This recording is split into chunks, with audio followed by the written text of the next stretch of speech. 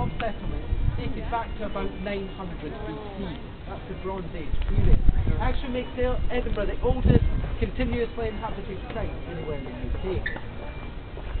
Now the castle continued to grow and develop throughout the time. We know by the year 600, King Mindog of the local Celtic tribe feasted here with his warriors. Now Mindog was marching south to battle the invading Anglo-Saxons down in the northern, what today is the northern parts of England.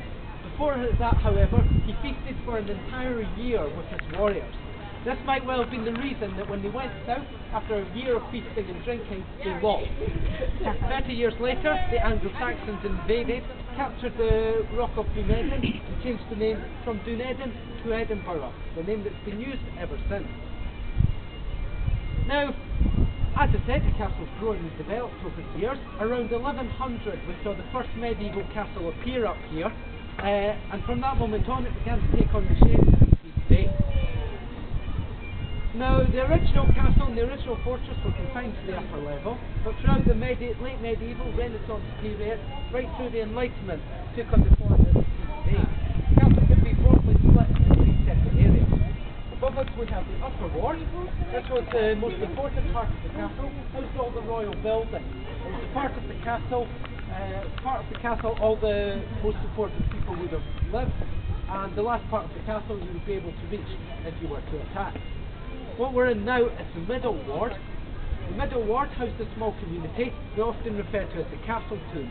This would have been a community of people who weren't important enough to live up top, but were still very important for the day-to-day running of the castle. So you might have had people like blacksmiths, stonemasons, brewers, anyone like that lived down in this level. Once you're below the portcullis gate here, you're in the lower ward. Now the lower ward was purely defensive. It had the front gate with its drawbridge and dry ditch.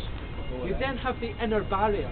Not much left of the inner barrier today, but in the past had a second dry ditch, a second drawbridge, and another set of gates.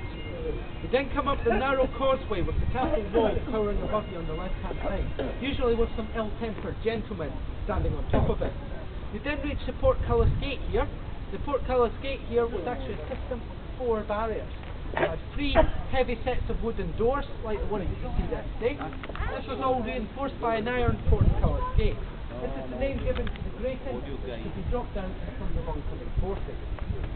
Once you were through the portcullis, the original entrance into the upper ward was a very narrow set of stairs, stood where the line stairs stand today.